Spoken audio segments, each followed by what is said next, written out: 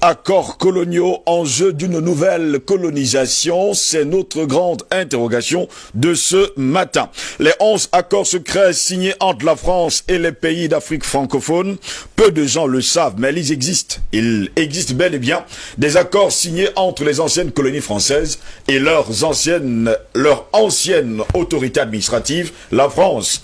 Ces accords concernent de nombreux domaines tels que le militaire, le politique, mais surtout des accords économiques.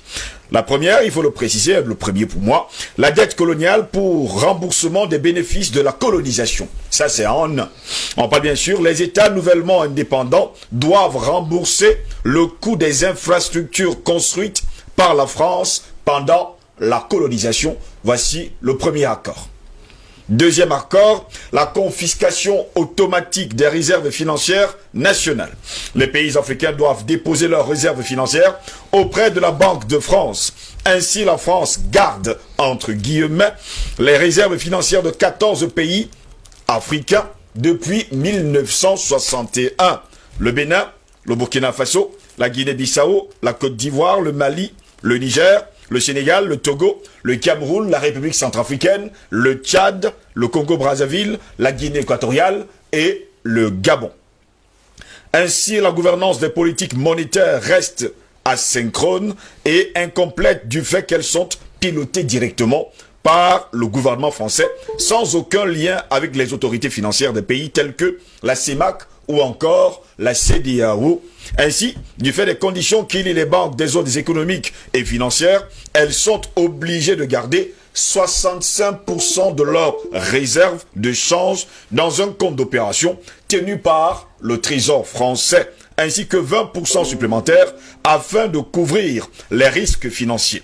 De plus, les banques des zones CFA imposent une limite de crédit à chaque pays membre équivalent à 20% des recettes d'État de l'année N-1, bien que la BEAC ou encore la BCEAO ont des possibilités de retrait supérieures auprès du Trésor français. Ces retraits doivent faire l'objet de l'accord du Trésor français. Sans cet accord, eh bien, ils ne peuvent pas renflouer leur caisse. Messieurs, la décision finale revient donc au Trésor français qui a lui-même investi les réserves des pays africains sur la place boursière parisienne.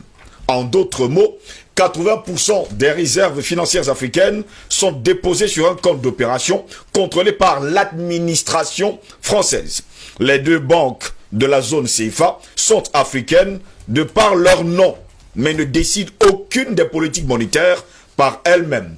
Pire encore, les pays eux-mêmes ne savent même pas quelle est la part de réserves financières qui leur appartient en groupe ou individuellement en tant que pays, mais détenus par l'administration du Trésor français.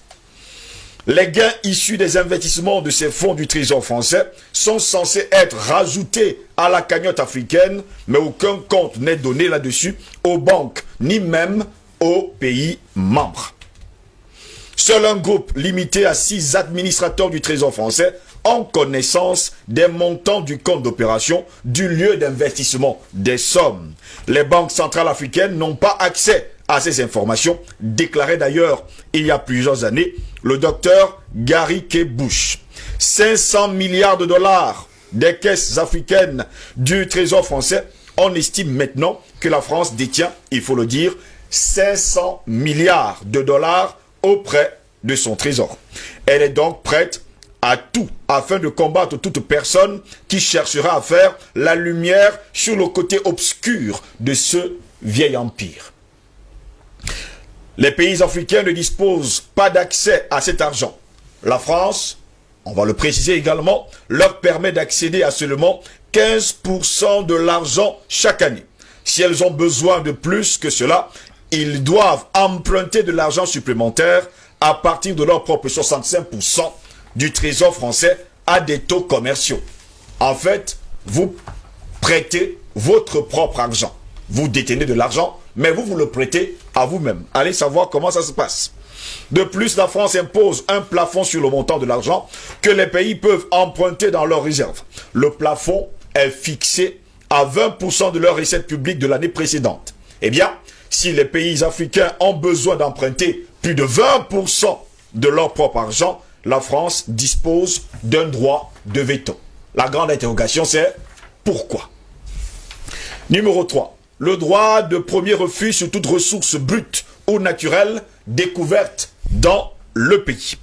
Eh bien, la France a le premier droit d'achat des ressources naturelles de la terre de ses ex-colonies.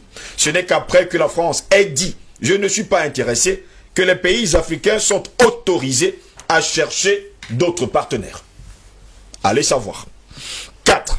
Priorité aux intérêts et aux entreprises françaises dans les marchés publics et appels d'offres publics. Eh bien, dans l'attribution des marchés publics, les entreprises françaises ont la priorité sur l'attribution, même si les pays africains peuvent obtenir un meilleur rapport qualité-prix ailleurs. En conséquence, dans la plupart des ex-colonies françaises, tous les leviers économiques des pays sont entre les mains des expatriés français. Je vous prends un cas. En Côte d'Ivoire, par exemple, les entreprises françaises possèdent et contrôlent tous les grands services publics. Eau, électricité, téléphonie mobile, transport, port et les grandes banques. C'est la même chose dans le commerce, la construction et l'agriculture. 5. Droit exclusif de fournir des équipements militaires et de former des officiers militaires des colonies. Eh bien, grâce à un système sophistiqué de bourses, de subventions et des accords de défense attachés au pacte colonial, les Africains doivent envoyer leurs officiers supérieurs en formation, vous avez bien compris, en France. Si je continue, ça va être encore plus compliqué que ça.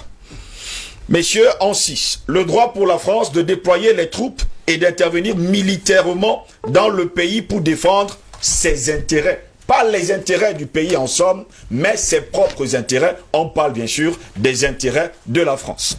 En vertu de ce qu'on appelle les accords de défense entre guillemets, attachés au pacte colonial, la France a le droit d'intervenir militairement dans les pays africains et aussi de stationner des troupes en permanence dans les bases et installations militaires entièrement gérées par les Français. Voilà pourquoi vous allez voir les bases militaires sur tout le continent africain. Je vais m'arrêter là pour l'heure. En 7, l'obligation de faire du français la langue officielle du pays et la langue pour l'éducation.